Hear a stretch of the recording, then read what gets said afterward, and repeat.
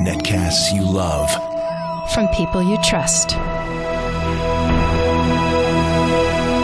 This is TWiT. Audio bandwidth for Security Now is provided by the new Winamp for Android, featuring wireless sync and one-click iTunes import. Now with free daily music downloads and full-length CD listening parties. Download it for free at winamp.com/Android. Video bandwidth for Security Now is provided by CacheFly at CacheFly.com. This is Security Now with Steve Gibson, episode 371, recorded September 26th, 2012. Your questions, Steve's answers, number 151.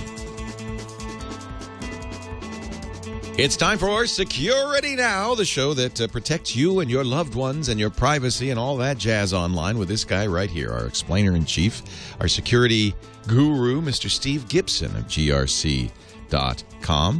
Steve was, of course, the guy who discovered spyware in the first place, coined the term spyware, wrote the first anti-spyware app. He's also the author of Spinrite, the world's best hard drive maintenance utility, so he's an expert on hard drives. And joins us every week. I don't really need to introduce you, except there may be some new people in here listening. We welcome you all. I know that we do get new people from time to time. I think probably we have people who are dedicated longtime listeners, but there's also some churn. There's people who get busy and sort of drop off the rolls, and new people coming along. There was a question that I selected today about SSL, authentication, and man-in-the-middle stuff. And I thought, well, we've discussed it, but it keeps coming up. And so that says to me it's an important issue, and it's worth giving it a little bit of time. And I always try, even for the people who believe they know this as well as I do, and very well may, try to come up with some new information even when I readdress things that we've talked about before. So I think I have that. And boy, we had a busy week. Some weeks, not so busy. This week, lots of fun stuff to talk about.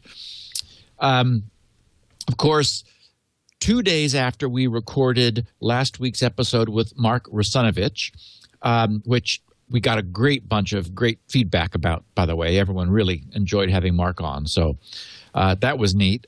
2 days after that, Microsoft did release a formal patch for Internet Explorer, which they pushed out through, this is an out-of-cycle patch they pushed out through their Windows Update facility. So we were talking about this bad vulnerability that IE had, and at the time there was only the little Microsoft Fix-It deal that would shut that down.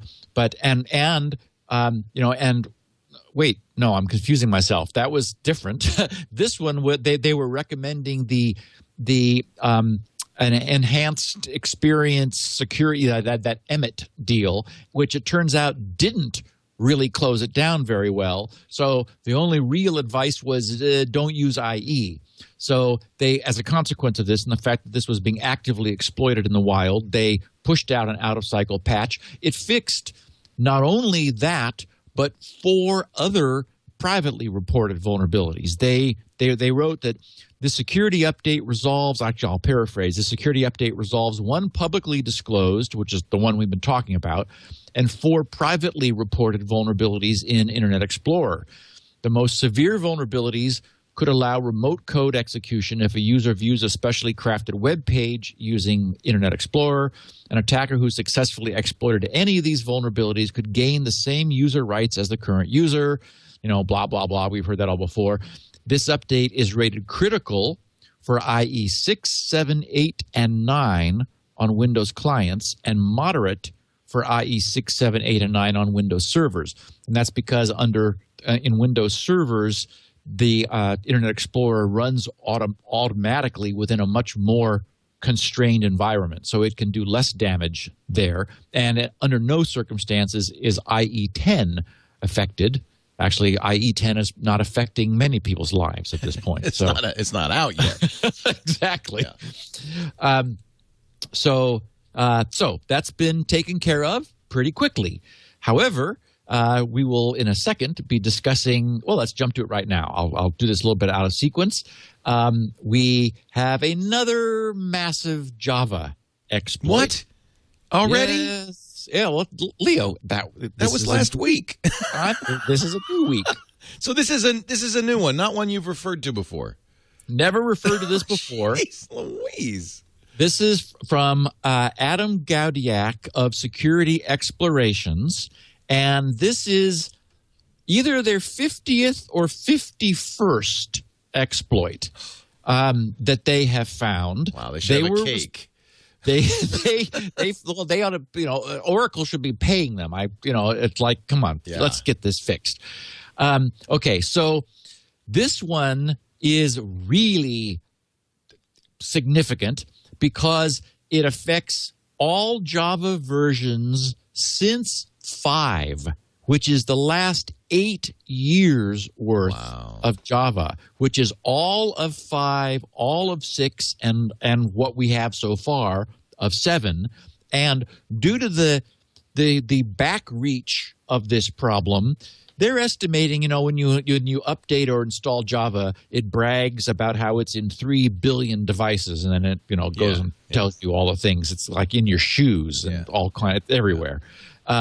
So the estimate is due to the back reach and the depth of Java's reach, maybe 1 billion users. Well, and people don't update their shoes very often, so the chances are you're running the old Java in there. Exactly. Yeah. And, you might get tripped up. Nice. So Adam wrote that the impact of this issue is critical. We were able to successfully exploit it and achieve a complete Java security sandbox bypass in the environments of Java SE 5, 6, and 7. Adam wrote that Security Explorations, his group, successfully pulled off the exploit on a fully patched Windows 7 32-bit computer in Firefox, Chrome, IE, Opera, and Safari. Although testing was limited to Windows 7 32-bit, Gaudiak told Computer World that the flaw would be exploitable on any machine with Java 5, 6, or 7 enabled. Now, presumably on those browsers like Chrome and Safari, it said, I would like to run Java now. Is that okay, right? Did it bypass that? Well, if your browser asks you, then yes. Okay. Now, this is note also, this is they were messing with it in Windows 7 32-bit, but also 64-bit Windows, Mac OS 10, Linux, and Solaris. So this is also cross-platform. Yeah. This is a core vulnerability in it's an exploitation of Java's type management. It's write once, exploit everywhere, as we said last time. The beauty of Java. So last time they advised Oracle of a problem, Oracle ignored them for 4 months, and then we had that really bad 0-day Java exploit as a consequence of Oracle sitting on their whatever they were sitting on for those 4 months. They've advised Oracle. They've given them technical details. They've given them proof of concept code, and so we'll see how long Oracle takes to respond. It's not clear whether what little has been divulged is enough for bad guys to go duplicate it, but we do know that it's in Java's type management. We know that it's been there for 8 years. So there's some clues. We'll see now who's first. The bad guys exploiting it? Well, the other thing that can happen, we're seeing evidence, as we talked about last week, of there being inventories of known vulnerabilities in the bad guys' toolkits. And they're keeping these vulnerabilities offline and doling them out as necessary. There's a chance that the bad guys already know about this, but haven't had an opportunity or a need for another Java 0-day vulnerability. The news of this hitting, though, means for them that there's a window, and so that would mean that they would immediately bring out the implementation of this in exploits, knowing that now that Oracle knows about it, there's a time limit on how long they're going to be able to use it. I mean, that's the reality from everything we've seen of today's cybercrime world, is that all of these web exploits are potentially known, and the evidence is that bad guys have an inventory and they bring them out, as they need them. But learning about this, publicizing it this way, means they would be induced to use it now because they know pretty soon it's going to get shut down. So, does that change now that they do these exploit kits? In other words, this model that you're talking about is some elite hackers who are saving this stuff, and they have a reserve and a reservoir. But it seems like many of these exploits, especially exploits like this that take place over the web, are just being sold into kits, and so they're added as soon as they're discovered. They're added into a kit, which bad guys buy. Right now, normally what will happen is for example, Rapid7 is the group that is managing the Metasploit kit, and so once the nature of the vulnerability is public, then Rapid7 will immediately stick it into, in a matter of hours, stick it into a new module in Metasploit, and then it's available widely. So that's sort of a different aspect of this. Right now, as far as we know, no one except the security explorations guys and Oracle know the details of what they have found.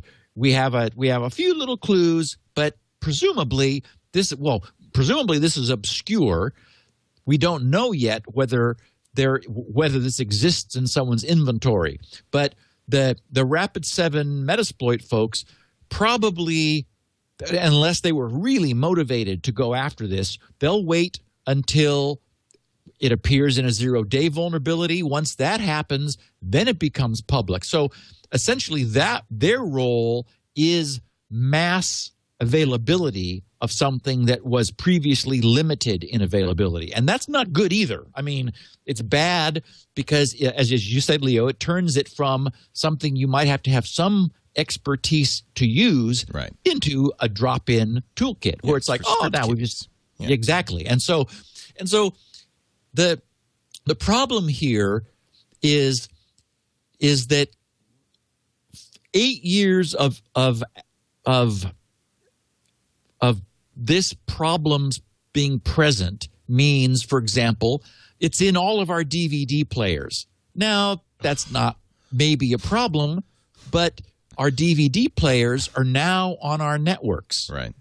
And so it's like, okay, DVD players all have Java in them now. It's one of the things that Oracle brags about, and I noticed the sticker, on the box and the back panel of mine. So there are problems with Java itself having been vulnerable this long. So it's not necessarily just drive-by web attacks, but because of the pervasiveness of Java in devices, which are not, just mainstream smartphones and laptops and desktops, if bad guys had a really focused, targeted desire to get in somewhere, very much like we saw with Stuxnet, where that entire enterprise was focused on one specific target. We want to mess up the nuclear enrichment program in Iran. Similarly, there's Java all over the place. 1 billion is a big number. So, this is unfortunate that a problem like this has been found, which has such long legs. So, do we know? Is it in cars? What kinds of devices do you think it's Java 5 or later? I bet it's in cars. So, it is the problem is it has been an a very popular implementation language for quite a while. I mean, Java is in my BlackBerry. My BlackBerry uses Java. I mean, like as a core runtime for the BlackBerry. So that's a problem. And dishwashers and microwaves, and it's just it really is pervasive. It is in devices of all size and makeup. Now, if bad guys can't get to the device by its nature, then that's not such a problem. Or if the device isn't able to do any damage if it became exploited, right, then that's not a problem. Yeah, so your car's not online. On the other hand, having it hacked would be a high-risk enterprise. Right. Right. Right. I think we probably haven't seen the last of this one. As it turns out, the guess that I had, which was actually not a big deal because it was pretty clear from the meaning of the acronym. We talked last week about this year's follow-on to last year's Beast exploit. This one called Crime, from our buddies who hang out on the beach sipping umbrella drinks. That was Crime, C-R-I-M-E, which was unveiled at the Echo Party late last week. The acronym stands for Compression Ratio Information Leak Mass Exploitation. And it nice acronym. Yeah.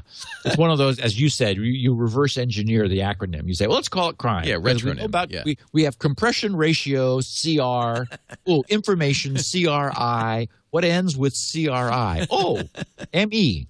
Now, what can that stand for? Oh, mass exploitation. Perfect. Easy. Yeah. Works.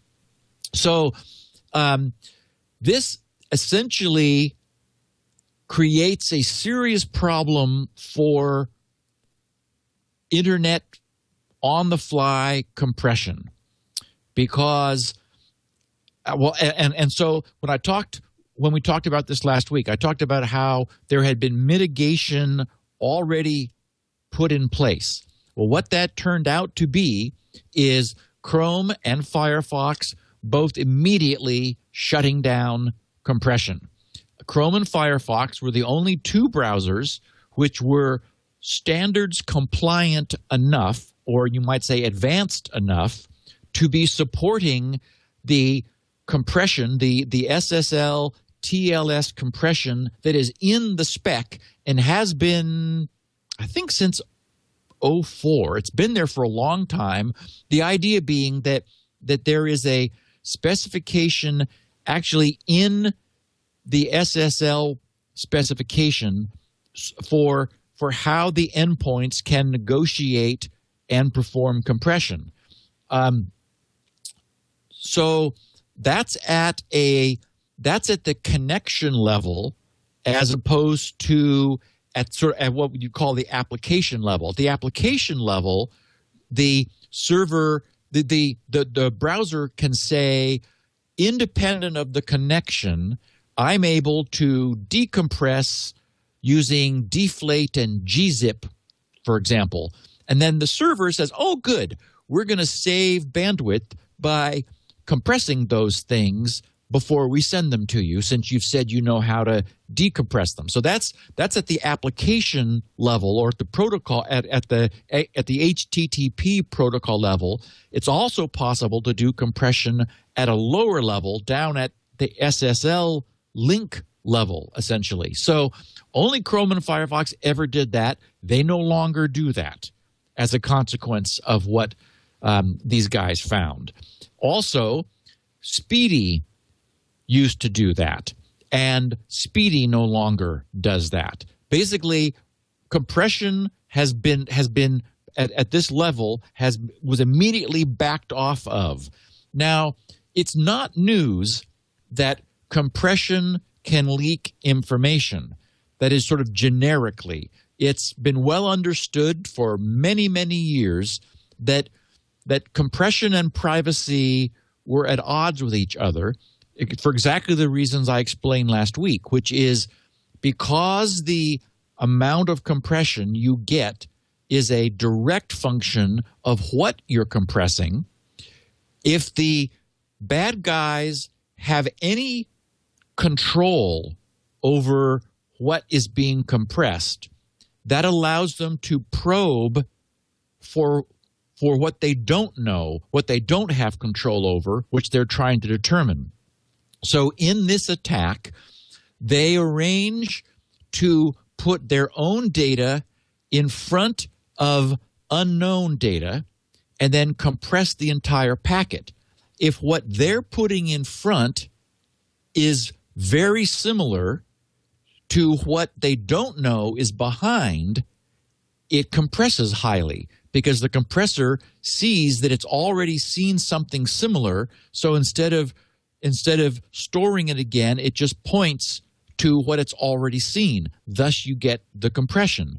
So by fiddling around with injecting their own data in front of the unknown, for example, cookie in an HTTP transaction, they're able, with surprising efficiency, it takes about 6 transactions to decrypt 1 byte of cookie value. So doesn't take a long time.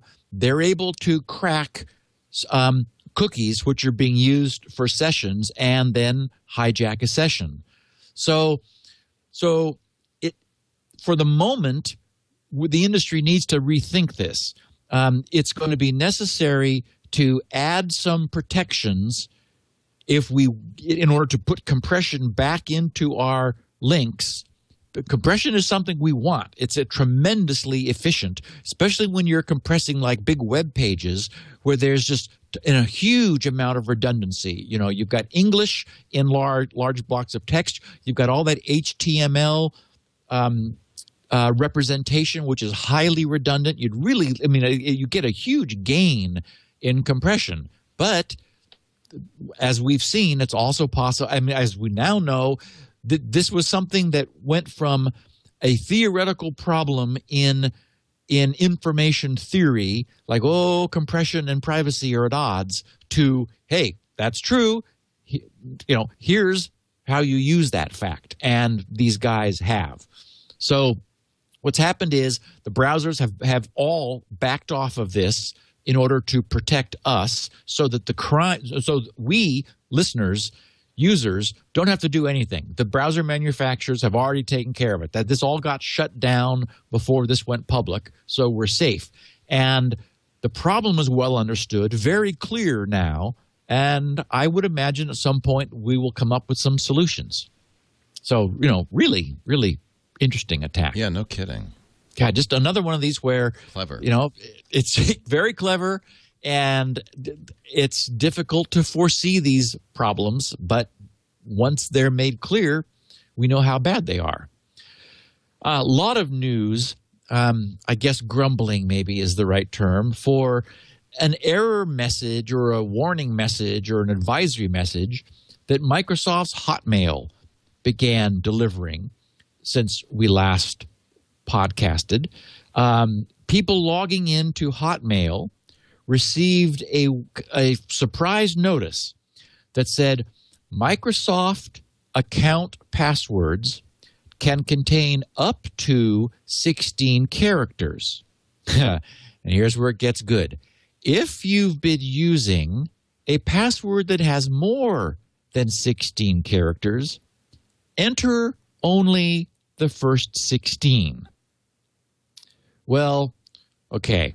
Our users know what this means. It means they're not hashing, right? Well, it means we don't know for sure. So here's what it could mean. 16 is a lot, so it's not like it's too short. That's my feeling, too. 16 well-chosen, wacky characters is more than enough. Yeah. So that really wasn't the issue. It's what does this mean about what Microsoft is doing? So what we know is that that you're able to enter only the first 16 and log in, even if the password you had been entering was longer. So passwords may have been stored in plain text, and now only the first 16 are being checked. And I'd be surprised if that were the case, but it's certainly possible. Remember that, Microsoft bought Hotmail, acquired it at some point after it had existed. So it was run, but they rewrote it because it was running on Apache. It was a LampStack app. True. And they rewrote it to work with .NET. So they probably... Although in rewriting it, they, as far as I know, didn't force everyone to revamp their passwords. So they must have maintained the system. That's right. They may have left that legacy stuff in place. So maybe they were stored in plain text, and now only the first 16 are being checked.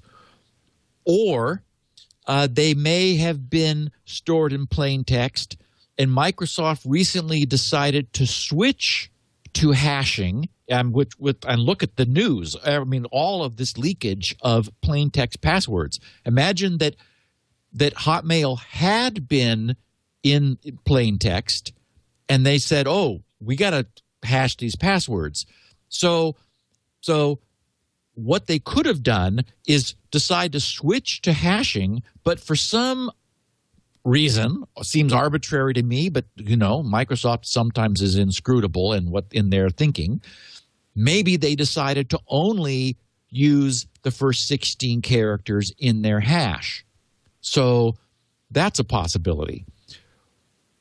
Or they were always hashing only the first 16 characters, and now Microsoft is just informing people. That is, they may have always been throwing more than 16 away and just decided, well, we ought to just, I mean, the wording of this, Microsoft account passwords can contain up to 16 characters. This feels to me like it's broader than just Hotmail. Like Microsoft's trying to because they've got SkyDrive and they've got all these, they're in general going cloud mode. So there are other ways and things that Microsoft's users will be logging in to. So maybe they're trying to unify this. And Hotmail was sort of weird compared to the way they were doing other things, and so they're trying to pull it all together. Anyway, it does have two-factor, doesn't it? Or maybe not. I have to look. They're moving everybody to Outlook.com instead of Hotmail anyway.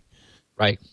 BSD, by the way, not a LampStack. My apologies. So what we do know is that given their ability to log people in with only the first 16 characters, it could not be that the entire length of the user's longer passwords were being hashed, because they would have a hash for the whole thing, and there's no way then, by the virtue of the strength and power of hashing, there's no way for Microsoft to know what the hash would be for only the first 16 characters. So we do know that they were not hashing the user's entire passwords historically.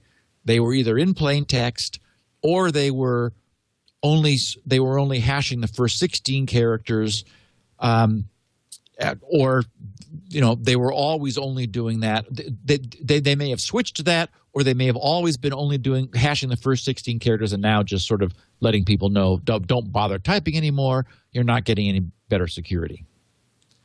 I don't know, but people got upset. Also, there was a little mistake that was discovered in Samsung phones. Yeah, the GS3 that I use, as a matter of fact. Yeah. So it was a flaw in Samsung's, what they call their TouchWiz software. So first of all, this is only Samsung phones and not the pure Android phones. So like not the Nexus, only some Galaxy S2 and S3 class phones were susceptible. And in some cases, this depends upon which firmware version was running. Samsung has since updated their S3, the Galaxy S3 firmware to fix the problem, but some S2 models may still be at risk. And also, apparently, the Galaxy Ace and the Galaxy Beam are also affected. Okay, so what's going on? The vulnerability is the result of the way the native Samsung dialer app handles what's called USSD codes and telephone links. USSD codes are special combinations of characters that can be entered in the keypad to perform certain functions. You know, those have always made me nervous. Yeah, and it turns out that they just had a bunch that were not documented. Yeah. It's like, okay. So, and here again, this is just pure obscurity, which is never a good idea, especially when something it's this simple. So these were like, enabling call forwarding, accessing hidden menus on the device. Yeah, and some of these are known. I mean, when you do call forwarding, Google Voice, for instance, will tell you what to enter, the weird thing to enter. And there's usually a service mode and things like that. Yeah. So on Samsung phones, it turns out there's a USSD code for factory resetting the phone. Oh, and also presumably another one for nuking the phone's SIM card. Oh, since that's been reported to be possible as well. Oh, and there's no check. It just does it. Nope. It requires no user interaction. It doesn't pop up and say, "Are you really sure you want to factory reset your phone?" Who knows why they did it this way? They just thought, "Oh well, no one will find out about it," And maybe, and I'm sure it's long and obscure, but that doesn't mean anything. No. *#06#. That's it? Yes, don't type that, anybody. Don't enter that into your Samsung phone. My goodness. That's all it is. So, okay, the good news is there is a test. Oh, I should mention that what's bizarre is that on top of all of that, so that's if you are using the native dialer. Well, it turns out that for, various fancy ease of use purposes, it's possible for other Samsung apps to forward those to the dialer. As a consequence, QR codes, NFC events, and URLs dropped into the standard browser will invoke the dialer and can maliciously give it that code and wipe your phone completely, immediately. So they could send you a text message that would wipe your phone.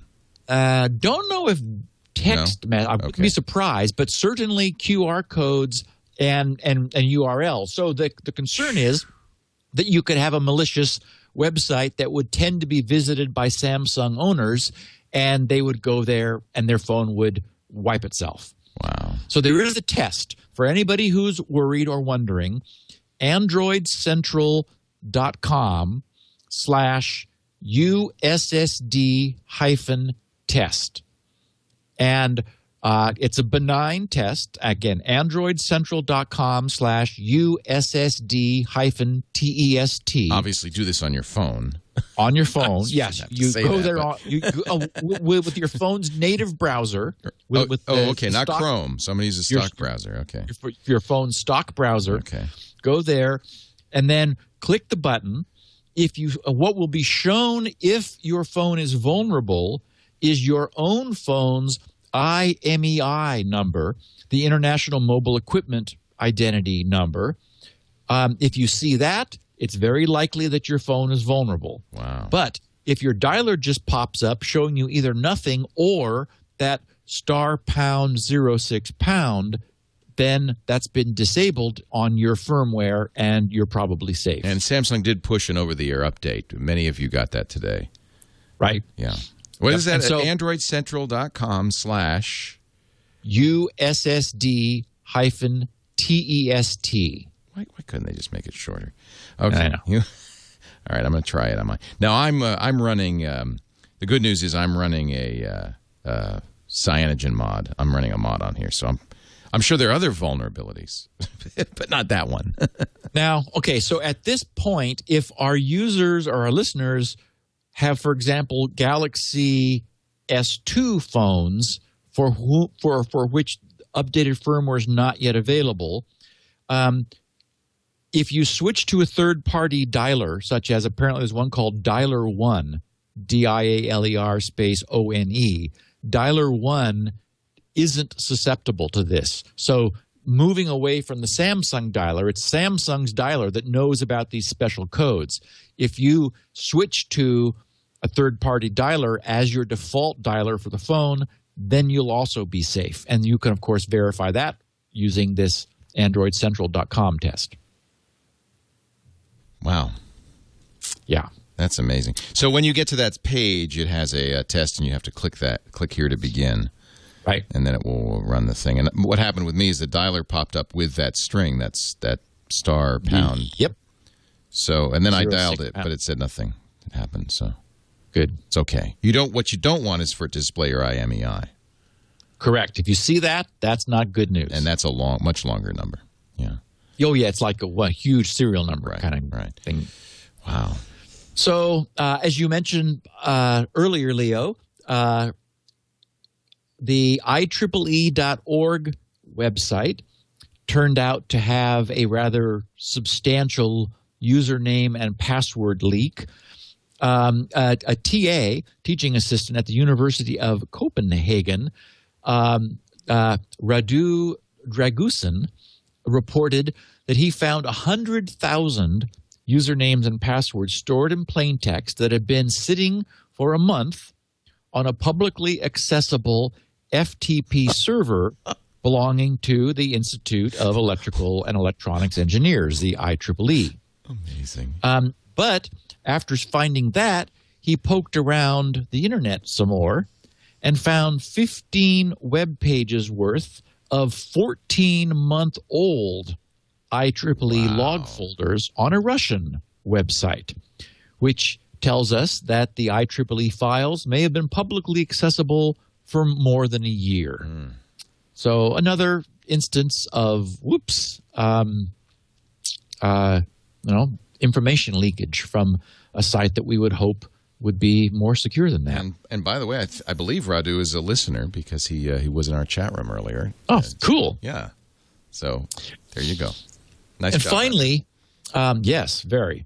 Finally, Bruce Schneier, our good friend, cryptographer, guru in the industry, who's designed a bunch of great ciphers, had an interesting blog post.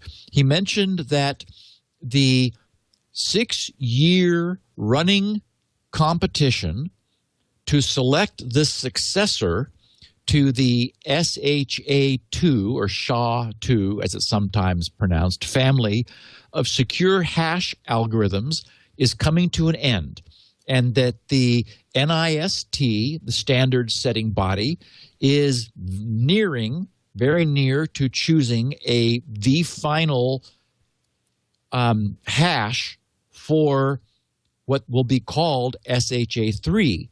So this is similar to what we saw happening years ago, where the Reindahl cipher, won the next generation cipher competition to be assigned the designation of AES for that standard, the advanced encryption standard.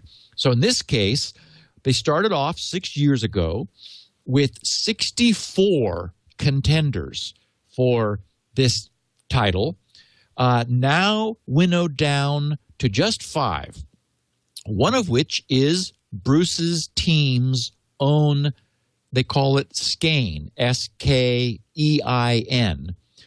which is based on Bruce's 3-fish large block cipher. We know that Bruce did Blowfish, which is still strong and useful. He did another generation called 2-fish, and now he has 3-fish. And this sounds like a Dr. Seuss book. By the way, Blowfish, 1-fish, 2-fish, 3-fish. Radu came back in the chat room and he said, and not only that, but I use Squarespace for the site that I demonstrated this on. So not only is he a listener, he supports our sponsors. Thank you, Radu. Isn't that awesome? That is great. I love that. I'm sorry. Back to the 1-fish, 2-fish, 3-fish, 3-fish, Bluefish, yes. Anyway, so Blowfish. So what happened was, I should explain that Bruce thinks none of this is necessary. Even if his own if his own hash wins.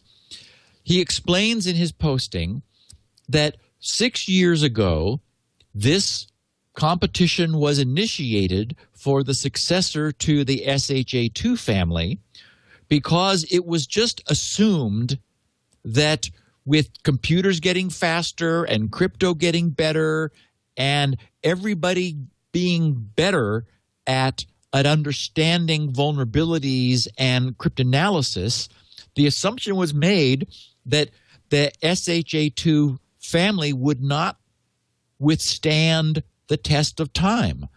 And he says, but 6 years later, SHA-512, which of course is a hash that gives us a 512-bit digest, more bits being better. For example, the SHA-256 is there and it's fine, but SHA-512, he says, is holding up extremely well. That is, we don't need anything more. And so he points out that none of the 5 currently surviving contenders for the SHA-3 crown is enough significantly superior to really justify switching. He says some are faster, but not orders of magnitude faster. Some are smaller, but not orders of magnitude smaller. And he said that when SHA-3 is announced, he's going to recommend that unless the improvements are critical to users' applications, that is, for example, if speed really matters or if size really matters, whatever this next generation is will probably be faster and smaller. So there is that aspect of evolution in our ability to design a secure hash function that we have seen over the course of since SHA-2 family was designed. He said, but unless those improvements are critical, he's going to recommend that people stick with the tried and true SHA-512, at least for the time being, at least until there's some reason to move. So I thought that was interesting, that what we've got now is holding up. Now, essentially, we'll have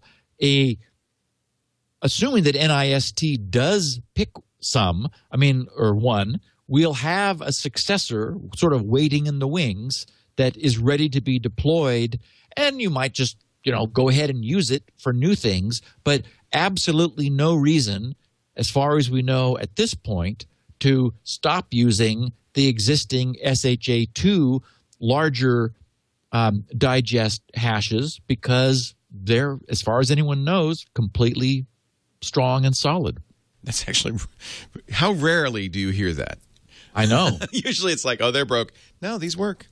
Yeah, they're not broken. I know. They work. I got a note, a tweet from a listener of ours, Thomas Fors in Chicago, who brought to my attention Adobe's release of a very nice-looking new font that might be of interest to any of our coding listeners. It's called Source Code Pro. And if you just Google the phrase Source Code Pro, the first link is to their announcement, and there's a number of links there, and it's very attractive. It's they did a Source Sans, which is a very nice sans serif typeface, but then the Source Code Pro is a monospace typeface, meaning that it's every character is the same width, so that they all line up nicely. And they paid special attention to disambiguating. That's one of my favorite words. I don't get to use it often. Disambiguating lookalike characters. So for example, the numeric 0 has a dot in its center to help make it very clear that it's not a capital O alphabetic.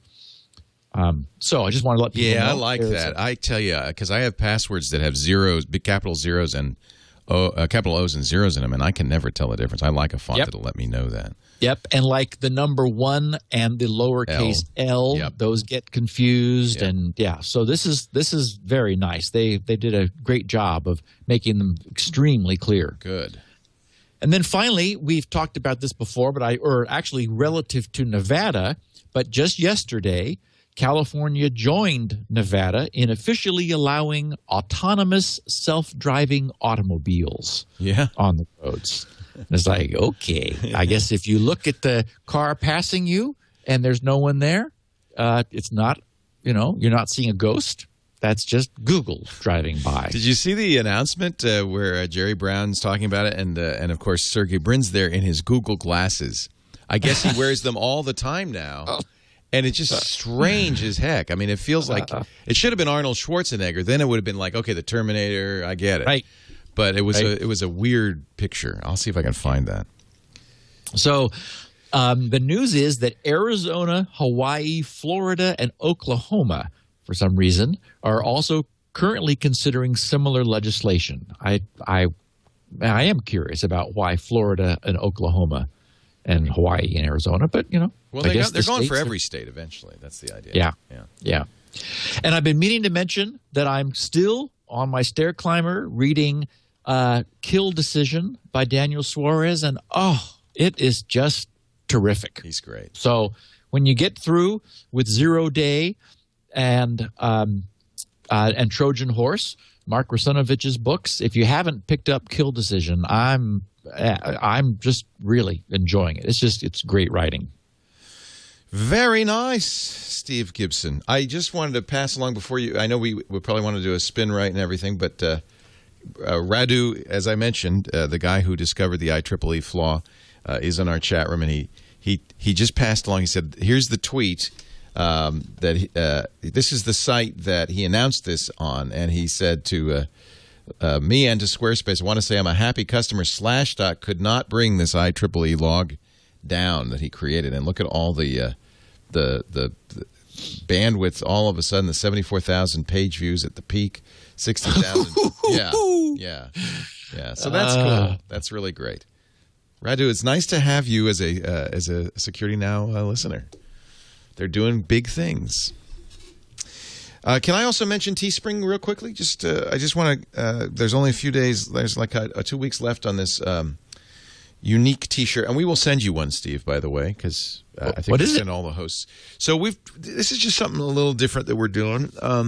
We have a T-shirt store and everything, but it turns out that if you do one of a kind designs that are for a limited time, people really love that. So we are going to start doing this. This was a user-submitted design, and it's got you can't tell, but all the names of the shows make up the TWiT logo. That's on the back. On the front, it just subtly says twit.tv. And we're selling this. We're going to raise quite a bit of money. We're trying to raise enough money to buy a new streaming box, which is about $20,000 streaming box. And so far, we've sold 1,054 shirts, so we're a good way along. There are a few. Let me see. It says here 16 days left, so a little more than 2 weeks left. If you want this shirt, Teespring, spring.com/twit, and we've reached our goals, so we know we'll be printing them. You get to choose between two very high quality 100% cotton shirts, American Apparel and Fruit of the Loom. So you get to choose, and we have all sizes. So this is what I think you can buy one in Switzerland. This, I think, international as well. This is something we're trying a little different. This is a different manufacturer. They do very high quality silkscreen shirts, a little more pricey, but I thought I'd pass that along. Teespring, TEESPRING.com/twit, and I think we would love to do a Security Now shirt at some point. So if you have a design that you'd like to submit for a Security Now shirt, email Glenn with 2 N's at twit.tv with your design. And we picked this one from a bunch of user submissions, so it's kind of fun. Yeah, that'd be cool, Liam. Yeah, Security Now. We should have a Security Now shirt. Yeah. Maybe a TNO shirt. Wouldn't that be fun? It says trust no that's one. Perfect. Wouldn't that be good? Perfect. Yes. Actually, we don't even need a design. In simple black letters. Trust no one. I love it. Anyway, thank you for letting me interrupt. Go right ahead. No, actually, the first question is from a listener about Spinrite. So I figured I would kick off our Q&A with that. Simplify things. Hey, I downloaded all those source fonts already from Adobe. I have a font folder that I keep on Dropbox, so whenever I set up a new computer, I have the fonts that I like, and among them I have a number of programmer fonts: Inconsolata, Droid Sans, Monaco. Yep. But this one looks really nice. It looks better than the ones I've been using. Consolas is a very nice one. Inconsolata is a free version of Inconsolas, yeah. Yeah. All right, starting with our questions. And our first question from Dustin B. in Seattle, Washington. Wait, right? Which Q&A are you reading? Oh, wait a minute. Number 360. Holy cow, this is from July. That would explain why the notes didn't. Yeah, because I cannot pronounce the name. I was going to saddle you with the pronunciation of you know what? of our listener. Sorted in ascending, not descending order. Let's go. Let's Norway. Let's do today's questions. How about that, Leo? This is from. Oh, you're right. Yeah. Okie dokie. Okie dokie. Maybe somebody in the chat room. I'm not reading that. Help me with this one. Sounds like a great guy. Erveliv Sturaverpe in Stienskarspo, Solheim, Norway, posts a terrific question. I hope I hope I did that justice. About Odinga's our regular Norwegian listener. About Spinrite's level 1 operation. I am currently running Spinrite on a SATA drive connected directly to the motherboard that has been drastically slowing down lately. I started a level 1 scan, and after a couple of analyzed sectors, the read speed went down for about 10 minutes. When picked up again, Spinrite had marked the sector as recovered. Green R. Now, this is level 1, so I was wondering, does this mean the sector's successfully been recovered, or that a problem was found and can and will be fixed by running a level 2 plus at a later time? If it has indeed been recovered, how did it do it, since level 1's not supposed to write any data to the disk? Longtime SN listener, utmost trust in Spinrite, just a little bit confused. Says, Irvelifes terveverpe in Stienskars på Solheim, Norway. So I ran across this when I was going through the mailbag for the Q&A, and I thought, well, I'll just answer that question as my mention of Spinrite for the week. What happens is, a level 1 scan we've talked about before, because it would be good, for example, with SSDs, where for recovering SSDs, where you do not want to be writing necessarily to SSDs. It also is the quickest way of running Spinrite on a drive where there's a problem. Essentially, Spinrite runs forward at full speed, simply reading every single sector from the drive until and if it has a problem. Now, it's possible that when Spinrite asks the drive to read a sector, that the sector, first of all, could read perfectly, which would result in no change. It's also possible that the drive could, when asked to read a sector, see that enough correction, that is enough error correction is necessary, that it's outside of the drive's safety margin or comfort factor. So the drive would, on the fly, recover the data, that is, apply error correction, then move that sector somewhere safe and lock that spot on the drive so that it cannot be used, and return the data. At which case, again, Spinrite would show no problems. It helped the drive to do that. That is, running Spinrite on the drive was beneficial, but you still wouldn't see anything. Where you see something like this green recovered is where Spinrite asks the drive, or encounters in its reading, a sector which will not read. That is, the drive attempts to read the data and says, I can't. It is unable to, even with error correction, to successfully read the data that was originally recorded there. Well, so it returns this sector won't read, a sector error. Well, other software gives up. Spinrite's job is not to give up. So what it does is with caching, with the drive's own internal caching disabled so that doesn't get in the way, it reads a randomly chosen sector on the drive, which pushes the head over to some other sector. Then it returns to the sector that it is trying to read. So what that does is it moves the head a random distance and direction from the target sector and then brings the head back. So the chances are that the head, because we don't have zero friction, we have low friction, and we have friction working together with the servoing going on, but the chances are the head will end up in a slightly different position, just a little bit different. Or the sector we're coming from will be rotationally in a different place. So we end up we end up getting onto the target track at a different location. So things have settled differently. The idea is, though, that we keep asking for this sector over and over and over, giving the drive essentially every possible opportunity to read it. And then the idea is we just need it one more time. The drive has said, can't fix it. We say, are you sure? Are you really sure? Are you really, really sure? And not just redundantly asking, but also asking in slightly different ways each time, because we're arriving at that sector in a different way each time.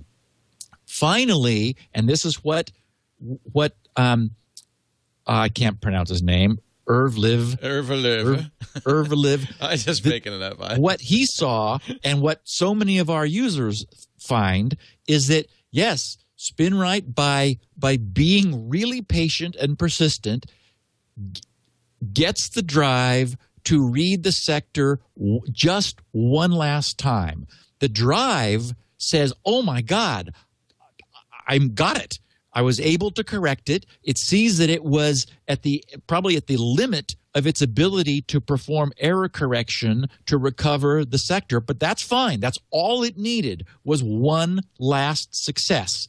Then on that read, it does what it did before. It marks that spot as bad. Don't use that anymore. Grabs a spare sector out of its spares pool, puts the data there, and reports to Spinrite, I got the data. Here it is. So what Spinrite sees is that it got sector error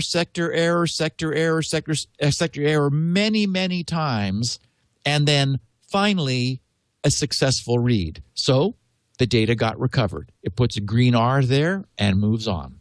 So we are doing a read-only scan of the drive at level 1, but still able to perform data recovery and repair when we hit spots that need it. Interesting. Thank you. Yeah, it's cool. Cal in the UK has our next question. How do you keep up? I get this question a lot with all the security news. Steve, I was wondering how you keep up to date with security news. If you could recommend some good sites. I try to keep up with the tech news and only find out about the security stuff if tech blogs cover it or from your show. I feel there must be some good security news sites out there. I'd like to know what you read. And I wish you'd make an OPML or something of this. It'd be very handy. My approach has evolved over time as a consequence of my increasing use of Twitter. I used to be on my own, essentially, operating without the benefit of the incredible dragnet of listeners that we have who make sure that I know what's going on. And so my strategy really has evolved. My main go-to,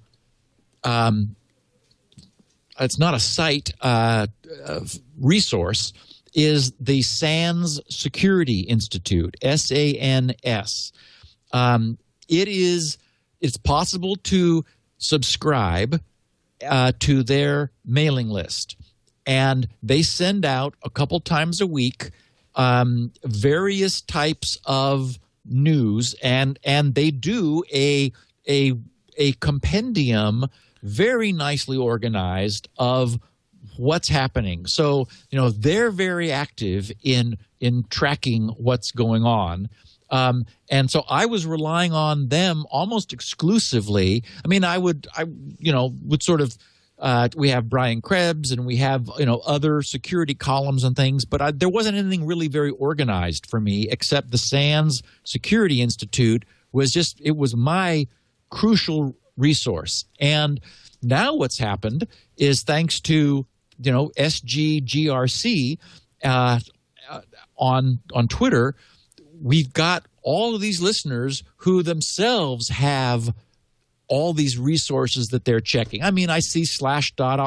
I'll get duplicates often, and I sort of smile because I know then that like where the source of that was, and our listeners are keeping track of that. But I get the benefit of the concentration of all of our listeners, seeing something that they know would be interesting to me and to other listeners of the podcast who just make a mention at SGGRC, and I read my feed and then go and pursue that. So, and then we just all listen to you, and it makes it very easy. And everybody listens here, yes. I was just looking because, I have a fairly long list of things I peruse on my Google Reader list, and I was just looking at what I read, and I do. SANS is great, and I also Krebs on security. We love him. Yep. He left the Washington Post, but he has his own blog now, and it's very good. Schneier on security. You were just talking about Bruce.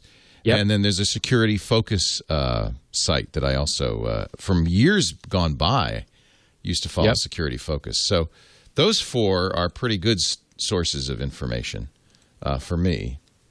But Security Now is the best. If you just listen to this show. Well, we do a lot of filtering.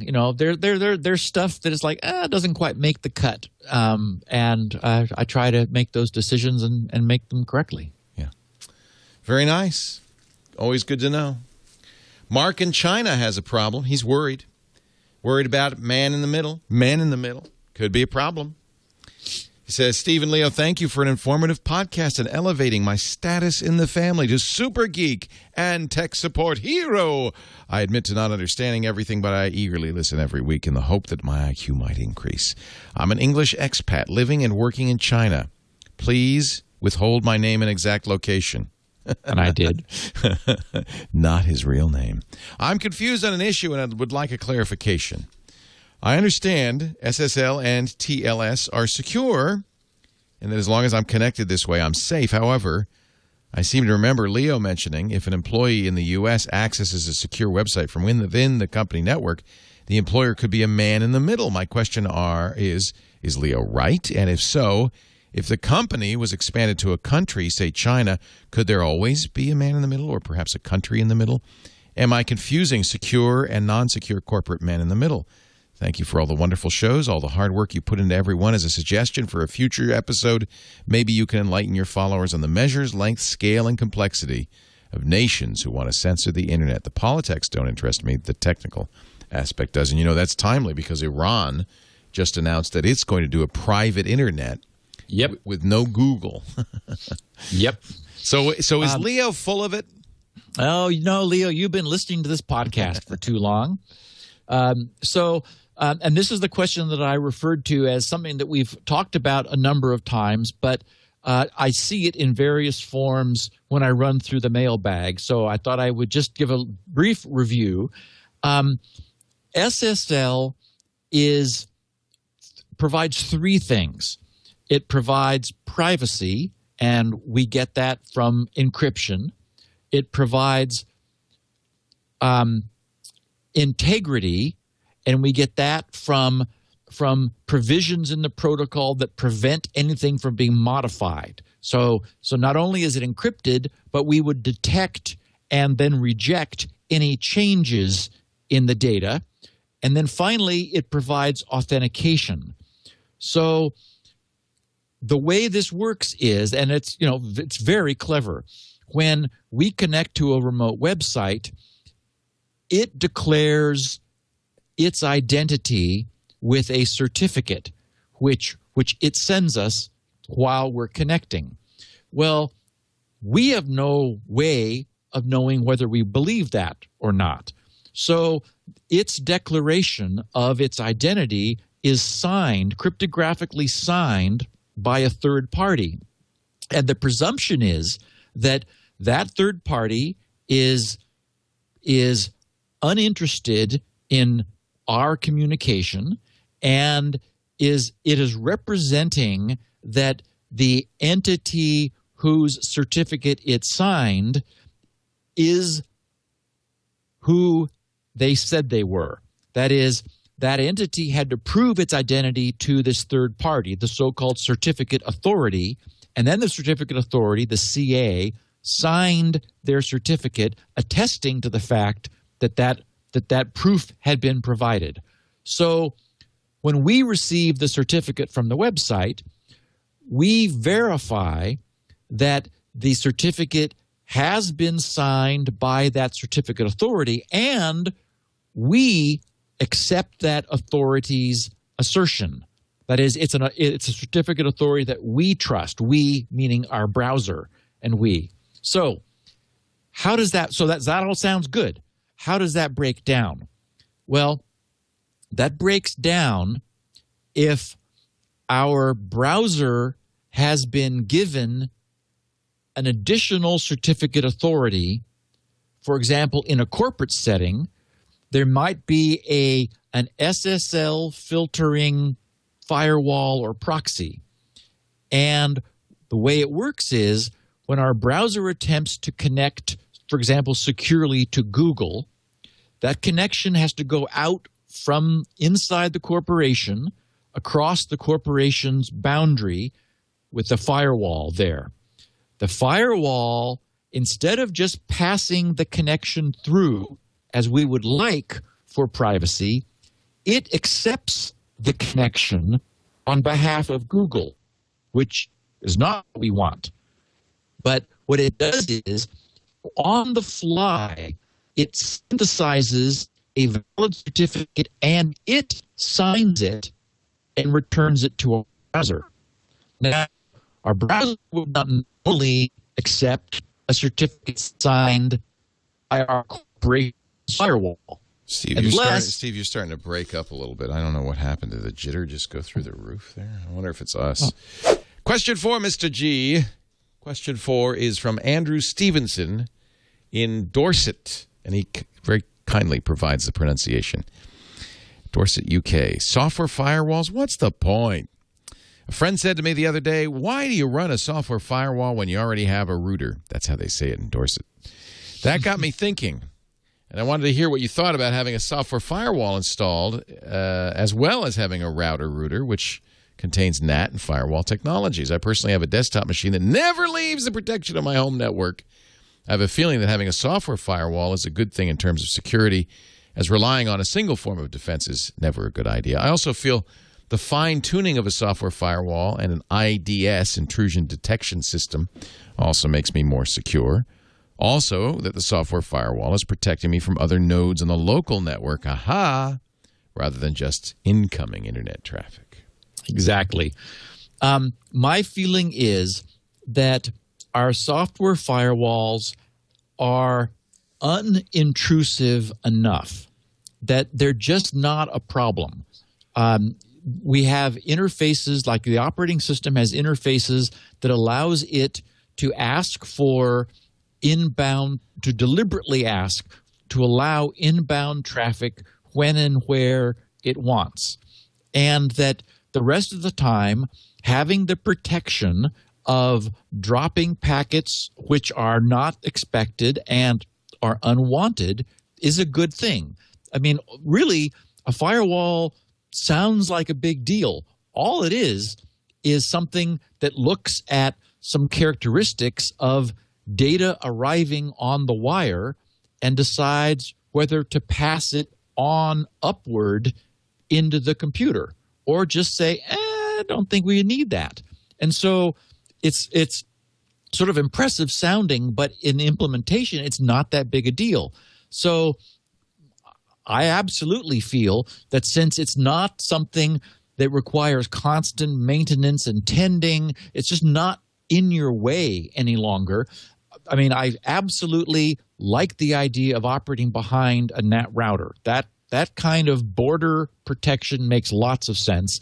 And Leo, you said aha when you read his comment about protecting us from other machines inside our protected perimeter, which is a very good point. Many of the state-of-the-art malware tries to look for local machines that it's able to infect on the LAN. So having our machines keeping their defenses up, essentially individual little islands which selectively allow data in, I think that just that it makes sense to have a layered security model where local individual firewalls form another layer of protection. Is it enough to have just the Windows firewall, or do you want to go out and you were the guy who discovered and really promoted Zone Alarm way back when? Well, yeah, I was promoting firewalls before they were in the operating system, and I recognized as Microsoft began picking that technology up themselves that there was, third-party firewalls were endangered, just as third-party antivirus is now endangered, because ultimately Microsoft is going to move those technologies into the OS. So that has happened. And of course, Mac has a firewall as part of its technology, as does now Windows. So yeah, I just don't think that firewalls represent enough of a problem that there's any reason not to have them. They're there, just leave them on. And use the operating system built in. That's sufficient. Yep, I really think so. All right. Here's a complicated one from Tom Ribbons in Belgium. He's just as a setup. Last time we talked about the fact that the British retirement system or something has an entire /8 block of addresses, which they apparently don't use publicly. Now, more than 1/256th of the entire Internet's address space. And of course, as you all know, that with the current system, the IPv4 system, we've run out. In fact, we are out of addresses. So we'll have to move to IPv6. But in the meantime, a significant number, millions of addresses, are being it seemed misused by the British Trust. Steve, I thought your discussion last week about the 51.0.0.0/8, this address space we talked about, was completely off. You said, well, all they have to do is change a 51 to 10, which is, of course, an internal designation. This is not as simple as you might think. This would take weeks of planning and preparation and will cause issues along the way. And what for? When the IANA still had blocks of IPs to give to the RIRs, I believe they were crunching through them at the rate of 2/8s a month. That would mean even if we got that /8 back, it will only move the problem away for a couple of weeks. Seeing that there's no way any sizable organization could renumber their whole network in 2 weeks, this is not a viable trade-off. Even if we would find 10 such companies who could give back /8 blocks, and I think there are probably that many, it would still only help for another half year. You know, just as well as I do, that the real solution is IPv6, and that adoption will only happen when everybody is forced to adapt. It might cause a little mayhem when it really will be absolutely necessary, but delaying it another year is not going to help a thing because we'll hardly be better prepared, as there's almost no incentive currently to do so. Tom Ribbons. I think he's right. Well, yes. I guess the point was that there has historically been a huge amount of waste. Right. Because we thought, 4.3 billion IPs. We'll never use all of those. And so early on, huge blocks were being handed out very easily.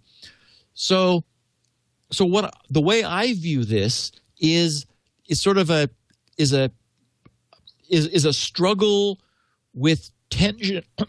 Excuse me, with tension between competing interests and the need to implement IPv6.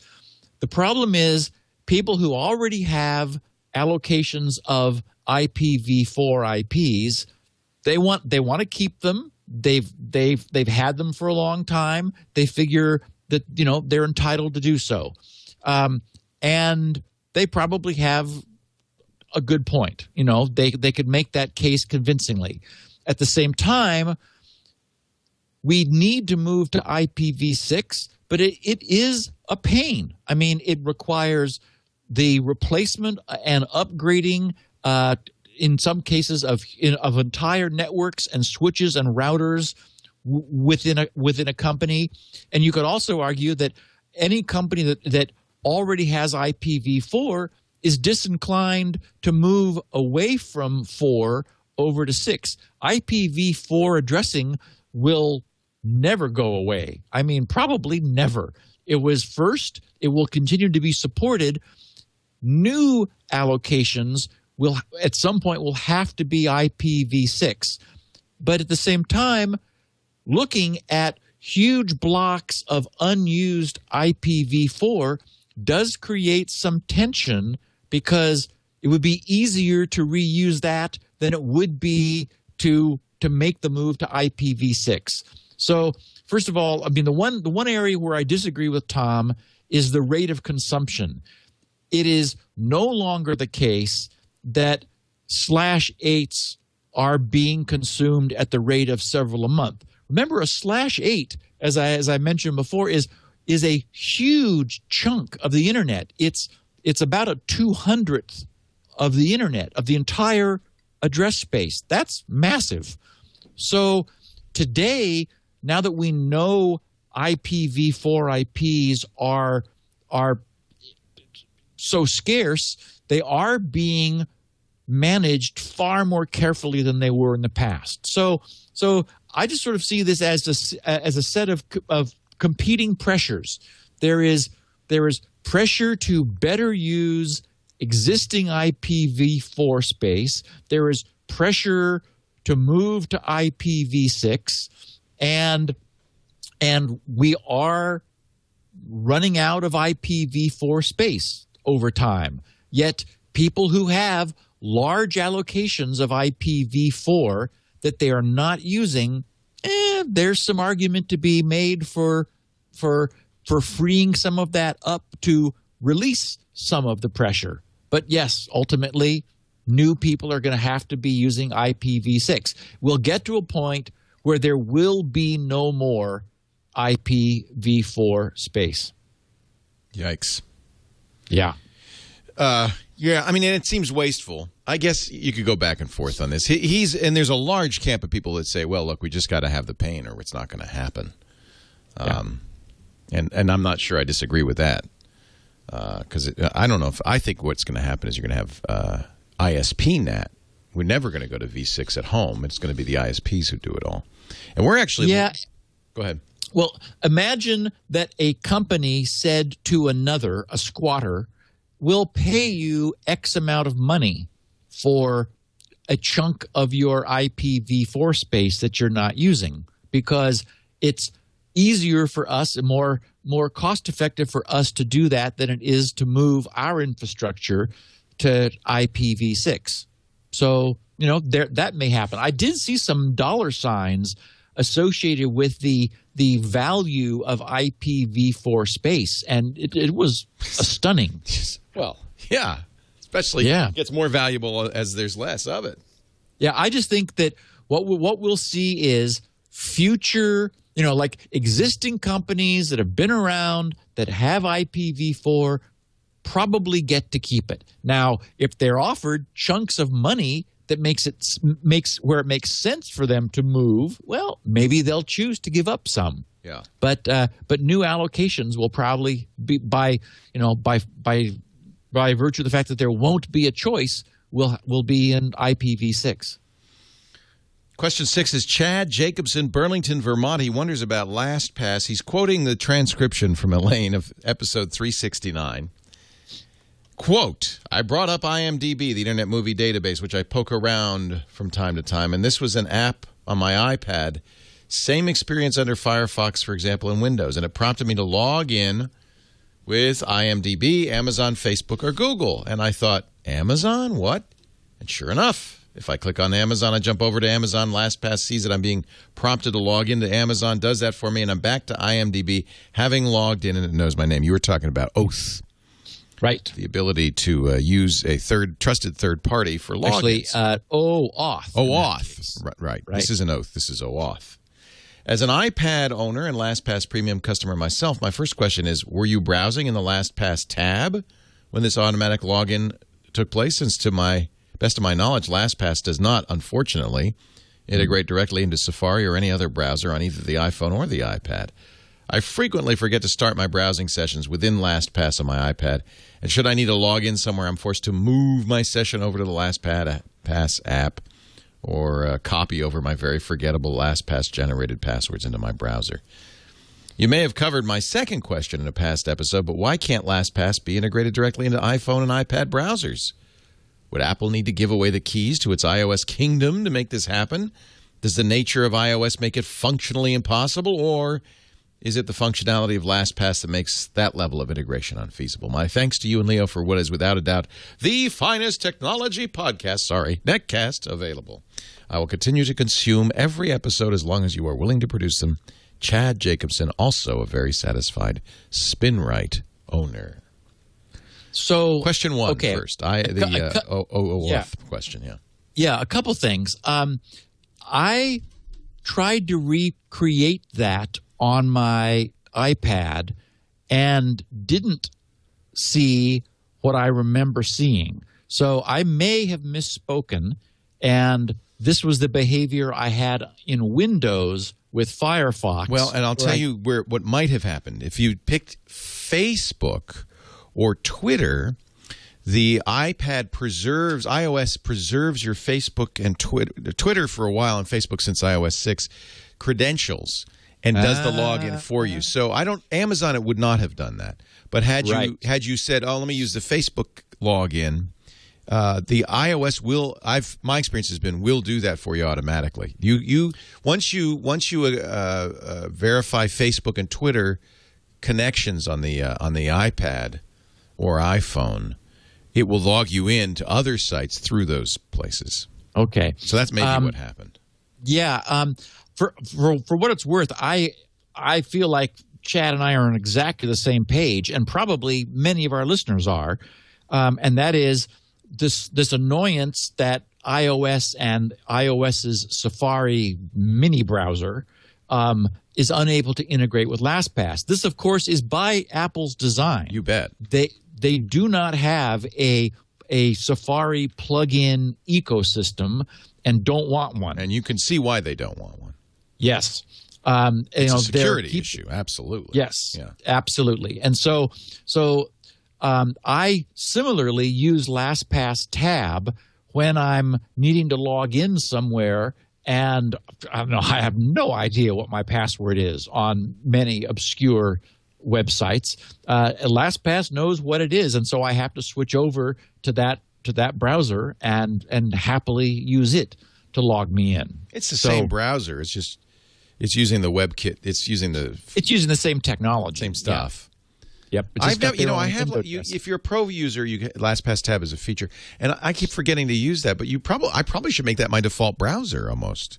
It's really nice. Yeah. I mean, they did a nice job with it. I'm really happy. It's basically the same as Safari. The only issue is, of course, iOS does not allow you to change default browsers either. Exactly. So you have to remember to launch it each time. Right. Yeah. And his second question, you answered it, which is why doesn't Apple allow that? Well, that's why. Yep. Tony Wall in Port Dover, Ontario wants to know about Tomato. Steve, I bought a new router with USB ports in the hope of streaming media from my hard drive to an Xbox. Well, even with tech support, we couldn't get the Xbox to read the hard drive. So after searching around, I came across the open source Tomato firmware. After flashing the router, everything worked great. It's a nice upgrade to the OEM firmware. My question is, as it's open source, how secure do you think it is? Thanks for a great show. You and Leo do a wonderful job. P.S. Love the Honor Harrington series and Mark Rusinovich books, so keep those suggestions coming. I would add to Tomato DDWRT, which is another open source router firmware that many routers support. Are they safe? There's DDWRT, which actually has wider compatibility with router hardware than any other of the third-party firmwares, and it's very feature-rich. Tomato firmware is not quite as feature-rich as DDWRT, but has a very friendly user interface. There's OpenWRT. That's the one. DDWRT is older, yeah. Open is the new one, yeah. Right, and it's meant to be an open platform for add-ons. It does not have a native GUI itself, but XWRT adds one to it. Wow. Then there's FreeWRT, which is a fork of OpenWRT that's more sort of aimed at developer experimentation, but not so friendly. It's command line configuration only. If you wanted to set up a public controlled hotspot, there's one called ChiliFire, which turns a router into a for-pay or free public access hotspot with the kinds of controls that you might want.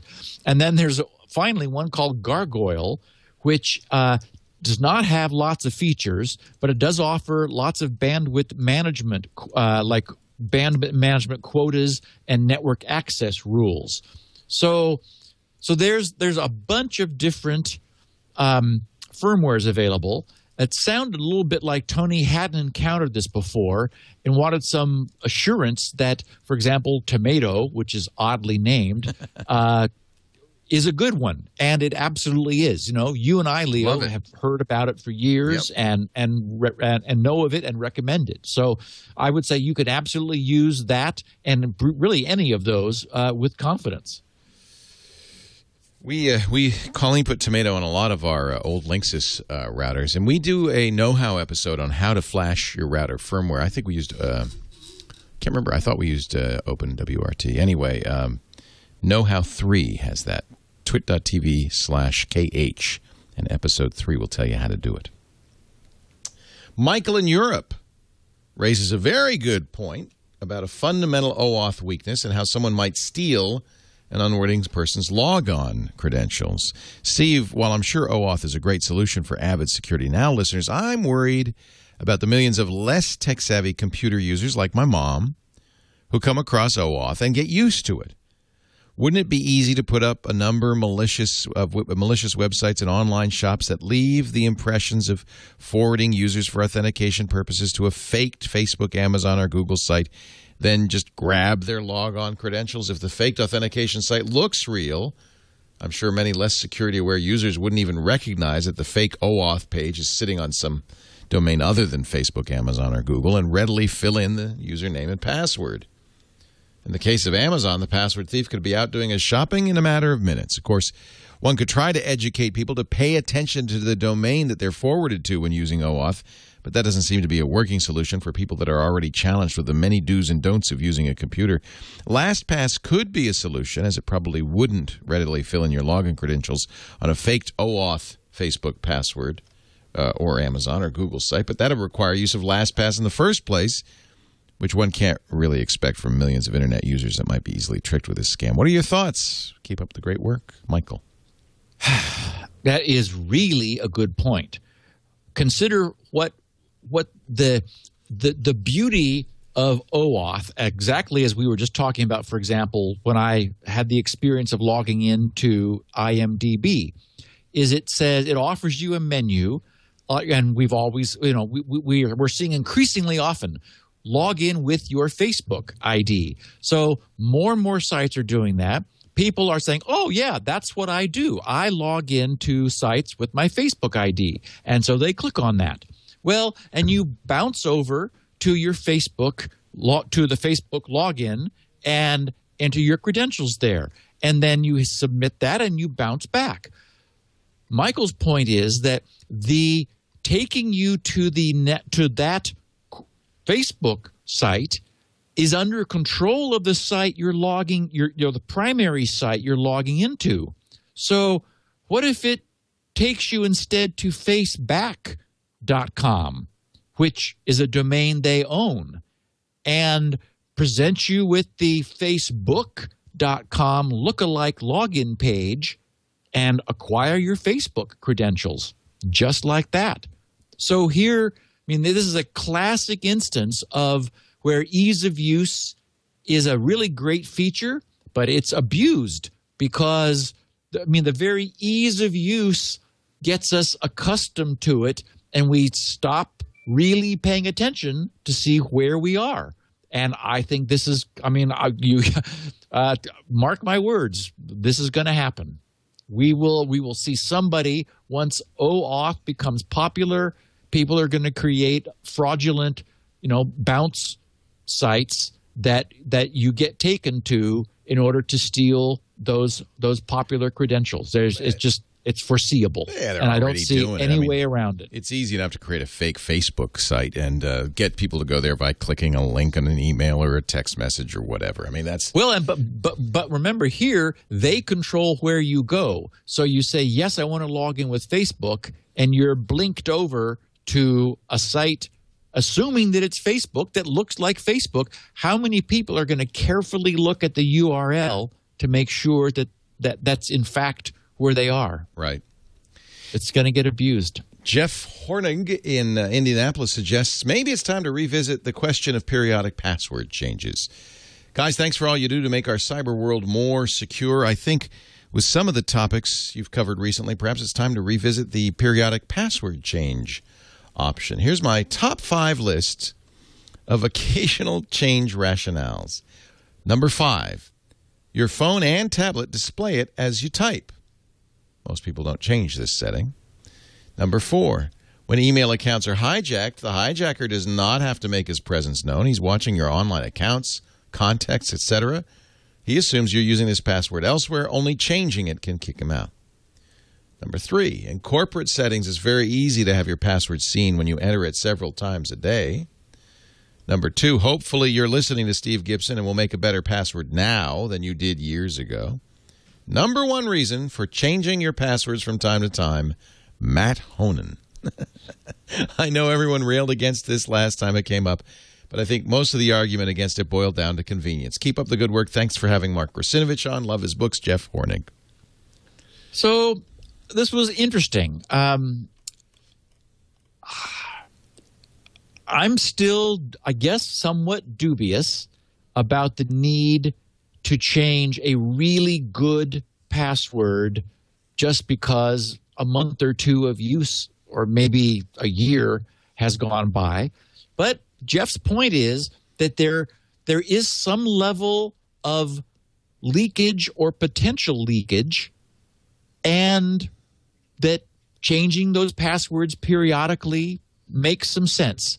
And of course, we now have management technology like LastPass that allows a password change to immediately propagate and take hold on all of our devices. So the impact on us is much lower than it would have been before. So I think that's sort of worth considering. The idea that, we're not having to manage our passwords to the degree that we did, and there is some potential leakage of even a really good password.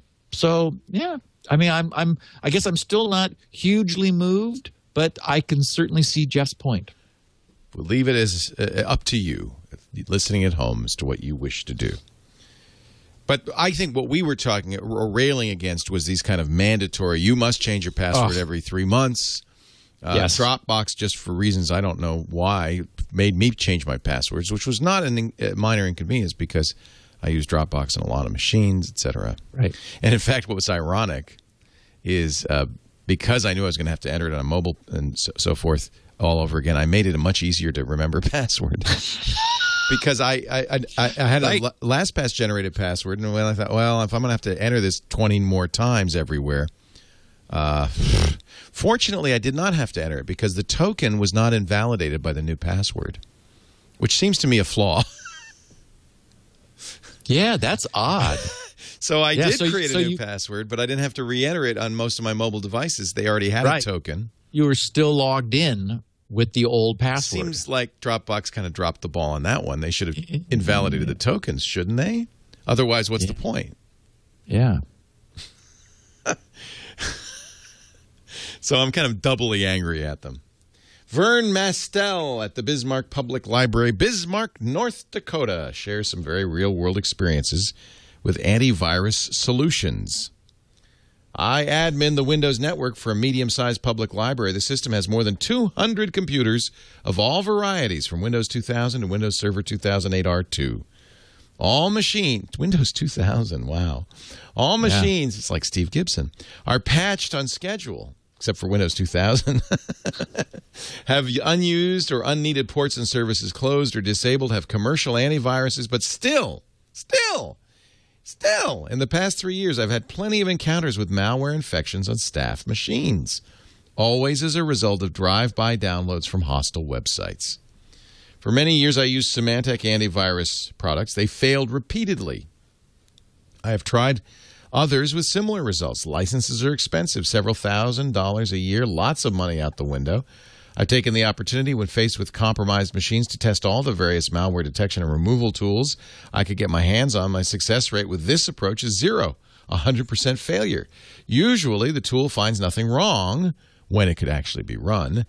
And when it did, it was unable to do more than simply scuff up the malware. That's a good way of putting it.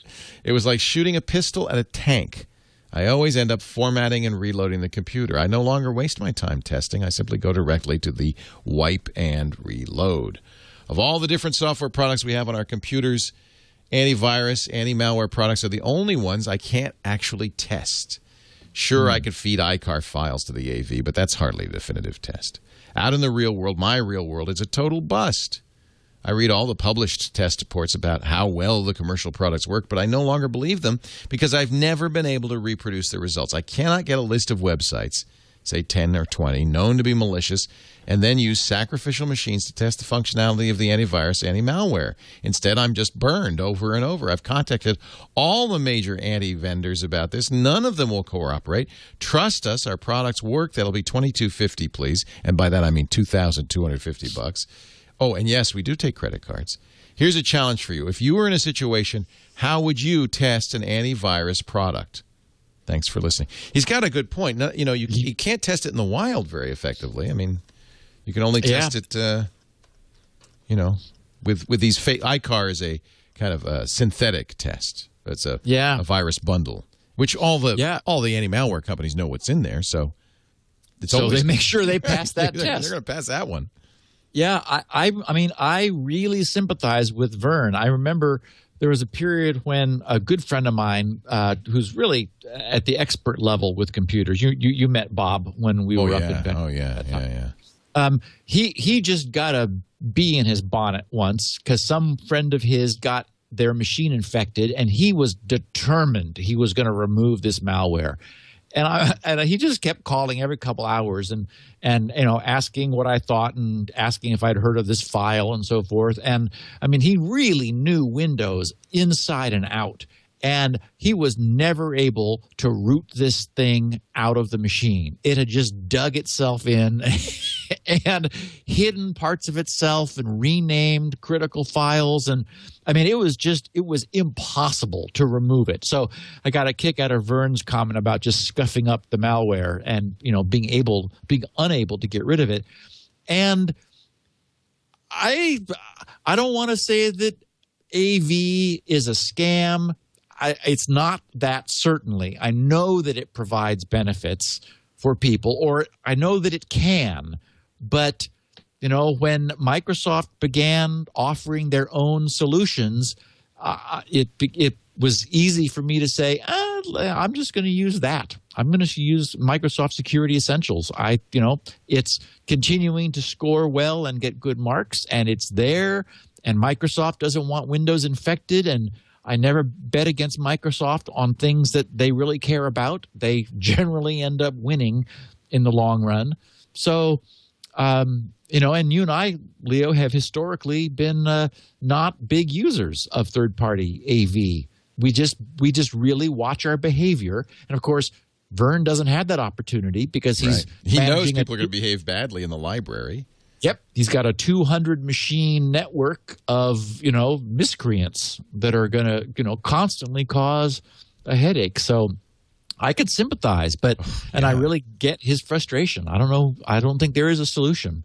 I think it's, accept the fact that these Windows machines are just prone to this kind of attack. Well, maybe he's in an unusually harsh environment. Yes. And so that's part of it, is that, and also, I mean, get rid of the Windows 2000 machines. They're not being updated. So, I mean, that's their past end of life. So Microsoft is not fixing security exploits. Way past. Yeah. So I think if we're all Windows 7 machines, he probably could, with some certitude, lock them down a little bit better than this. Is a harsh environment. Yeah, the harshest, right? You got were they public computers as well as staff computers? I wasn't clear. Yeah, well, he said medium-sized public library. He mentioned staff machines. Yeah, but maybe unless it's a huge, 200 machines. That's got to be some carols that are publicly available. So that's absolutely the worst case scenario. Because those are inexperienced users who really don't care. Yeah. And so they're doing any kind of weird stuff. They may very well be going to the library to do their bad stuff. Their shady, their porn downloads. Yeah, exactly. Now, I do think Microsoft's Steady State, which unfortunately Microsoft stopped making, but will be part of Windows 8, and the Phoronix Deep Freeze, those are used frequently in public computers and work quite well, I think. That where you just basically every day you start fresh. Over. Yeah. You reboot it and you're just like you were. And that would be, to me, the best solution on those computers. Obviously not so good for staff computers. I don't understand why people just don't like it when all your data gets deleted each time. But they're picky, Leo.